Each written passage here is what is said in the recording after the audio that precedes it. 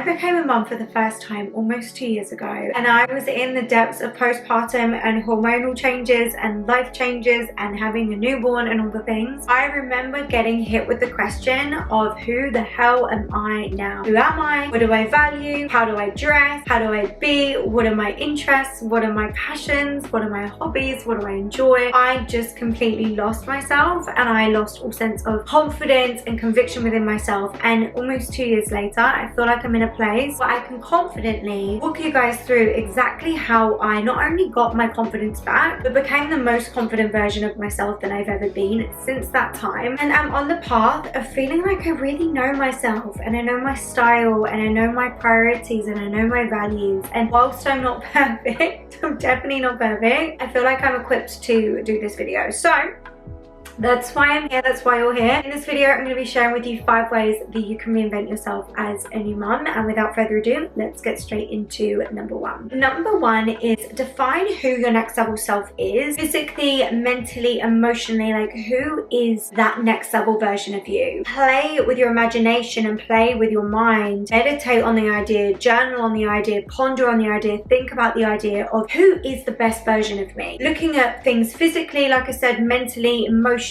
spiritually, looking at all parts of you, all aspects of you, and really asking yourself, who is that next level version of me?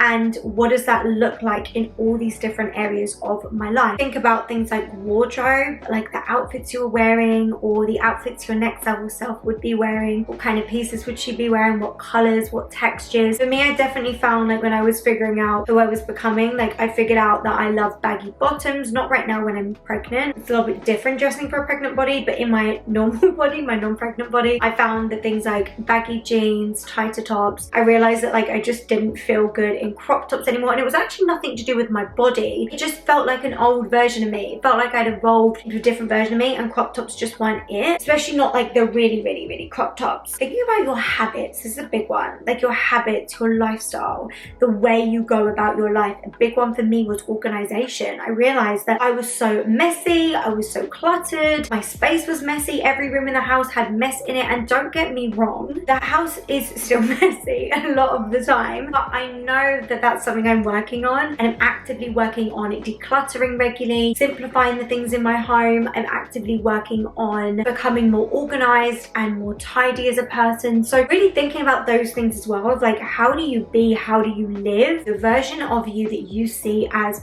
the highest version of yourself, the best version of yourself, the version of yourself that you wish you could be. How does she live her life? Because before you can actually become her, or become your next level self, or evolve into your next level self, you need to actually know who that is and what that looks like. And this isn't about channeling anyone else. Yes, we can take inspiration from other people, and yes, I think that's really powerful, but it's really about yourself. Who is your next level self? What version of yourself do you want to step into? And by the way, I've got my phone here for notes if you see me looking down. And yeah, the other things I put down was her lifestyle, the way of life, her friendships. What are her friendships? Does she have more meaningful friendships? Does she have deeper friendships? Does she have more loving friendships? Really getting clear on, like, who do you want to surround yourself with? Who uplifts you? Who doesn't? Who's dragging you down? Who's draining your energy? Is your next level self surrounding themselves with those kind of people? Just really pondering on that. And then the other things I wrote here was values and priorities. A big priority for me was the energy I created in my home. So then from there, I got to really ponder on, okay, well, the energy I want to create in my home, who do I need to be to create that kind of energy in my home? And really starting to ponder on the version of myself that I needed to step into. So yeah, that is number 1.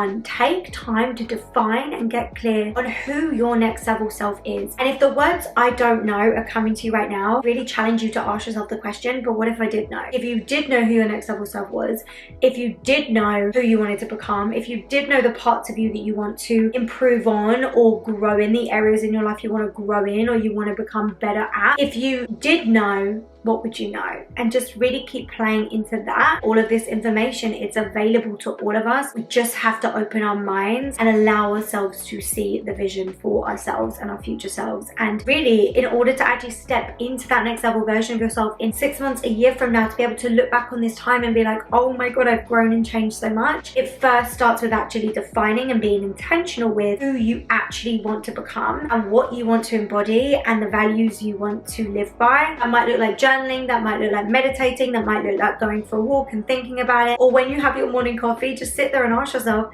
who's my next level self? Who is she? What does she look like? How does she dress? How does she be? How does she talk? Who does she hang around with? What are her values? What are her priorities? Like, ask yourself the questions and I promise you, you will get answers. Okay, so number 2 leads on from number 1, and that is to clear out, detox and declutter everything that's not her. So once you've defined who you want to become, how you want to dress, the kind of vibe you want to let off, the kind of life you want to live, how you want to feel in that life, the priorities and values you want to live by, then we then have to get rid of the things that are not that. So for example, if you want to be more organized, you have to let go of the ways of being and the things that make you more messy and make you more cluttered. Really thinking about, okay, if this is the thing I want, what things, people, places, circumstances, ideas, beliefs, identities are not that, and what things need to go. And then you're going to have a nice big checklist of ways of being, identities, ways of talking to yourself, of things you need to work on actually letting go of and releasing, really pondering on who do I want to be and what things cannot be in my life and cannot come with me in order to be that person. Another way to ask yourself this question is, what things are contradicting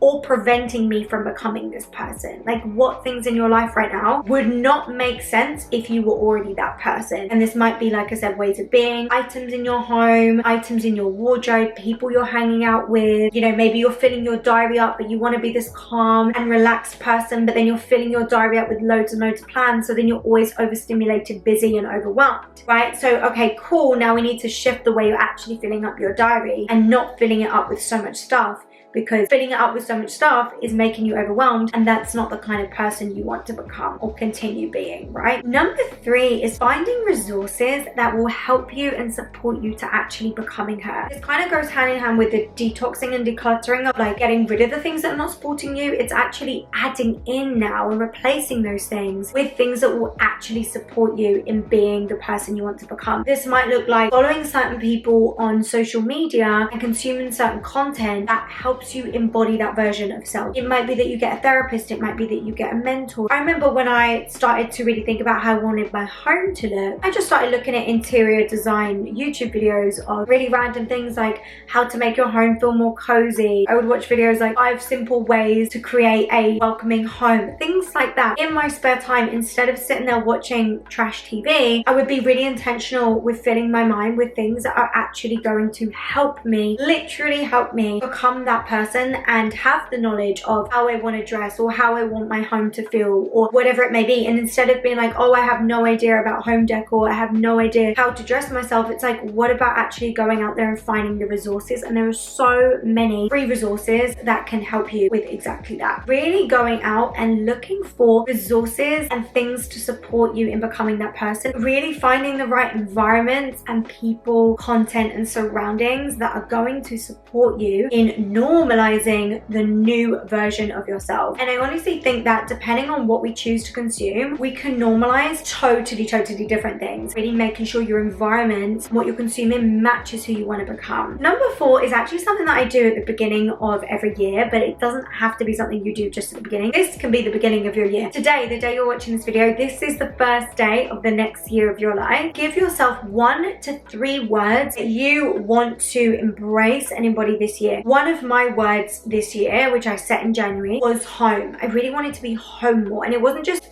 being home more, it was making my home feel cozy, making my home feel decluttered, making my home feel welcoming, making my house feel like a home. The word home kept coming through, and I say 1 to 3 words because I usually do 1 word for like my personal life, 1 word for my career, and then I'll do like 1 for like how I want to feel, what I want to embody. So maybe you really want to feel calm, maybe you're a little bit like crazy all the time and it's too busy and overstimulating and you just go and you just want to like bring it down a bit and just be a little bit calmer. Maybe it's the opposite. Maybe you want to loosen up a bit. That was one for me, of like not being so serious and have more fun. Maybe that could be your word for the year. It's just have fun and not let the fear of your baby crying in public stop you going out. You're just gonna actually go out and do the thing. There can be so many different ways that you can go about this, but I would pick 1 to 3 words, write them in your journal or your notes app. I'm pretty sure mine is just on my notes app on my phone, and come back to them, revisit them. Make sure that you are coming back to those words and reminding yourself of those words every month, every week, every day, and really just being intentional with, this is what I'm embodying, and just keep coming back to those words, because those words are what are going to keep you on track with becoming the person that you want to become. A year from now, if you focus on those 3 words, you will be absolutely mind blown about how much you've changed and how much you've evolved and how much you've grown into the person that you wanted to become, because you were reminding yourself every month, every week, every day of these words, which are ultimately your priorities. And it's really just bringing you back to those words that will help keep you in line with your priorities, because there is going to be a stage where this is who you want to become, but you're not quite her yet. So there will take some adjusting, some realizing, oh, that was a little bit out of character for who I want to become. Oh, I was acting in an old way. Okay, and you bring yourself back to those priorities by having the simplicity of just 1 to 3 words that you can just focus on and embody and live by over the next year. And I just feel like this is a really easy and simple way to just stay focused on becoming that person and not getting sidetracked or falling off track with becoming that person. You can also revisit these words throughout the year. So if they do shift, if they do change, if they don't align as much anymore, they don't make sense anymore, they're not actually something you want to embody or become, of course, you can just change them at any time as well. Finally, number 5 leads on from number 4, and that is being okay and getting comfortable with the sometimes messy middle. There is going to be an uncomfortable stage between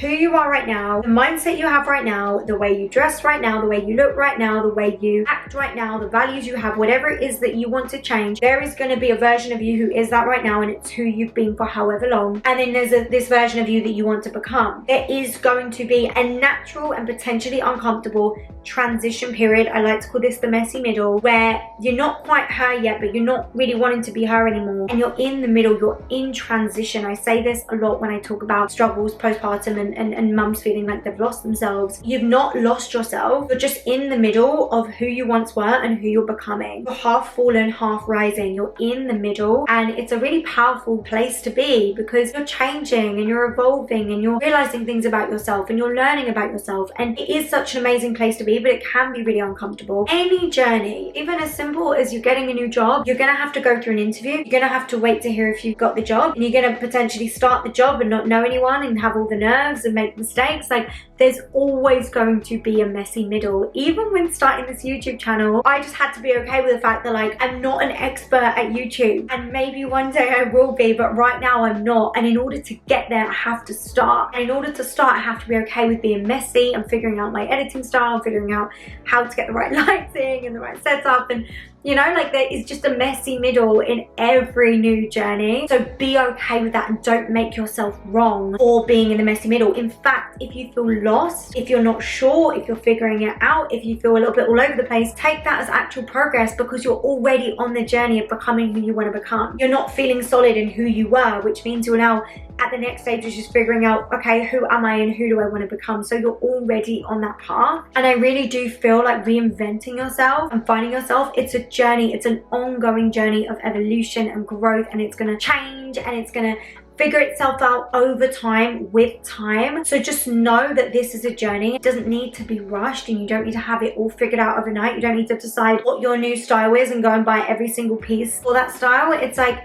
knowing your new style now, and now every time you go shopping or go to buy something online, check in with that style and be like, does this make sense for the person I want to become? Anytime I buy something, when I think about that I want to live a really decluttered life, I think about, do I actually need this? Is this going to bring me joy, or is this going to bring me value? Is this actually going to be used? And if the answer is no, it's like, I won't buy it. Being okay with the uncomfortable and messy middle is part of the process of becoming the version of you that you want to become. We have to start by defining her, declaring who she is, deciding we're becoming her, stepping into her with our habits, our identity, our beliefs, our values, the way we look, the way we dress, the way we feel, the way we act, the way we communicate, who we surround ourselves with, letting go of everything that's not that and that contradicts that, creating some solid intentions for our life and the feeling of our life and the way we want to feel and the things we want to do and be and create over the next year. And then it's being okay with getting on that journey. If we're not okay with being uncomfortable. We're never going to allow ourselves to evolve into that person, because there is going to be an uncomfortable stage. If you can just accept that,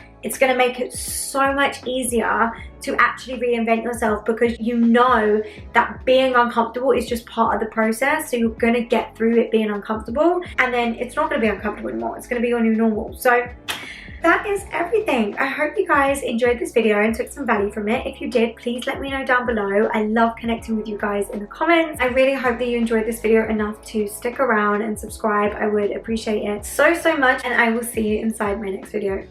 Bye guys.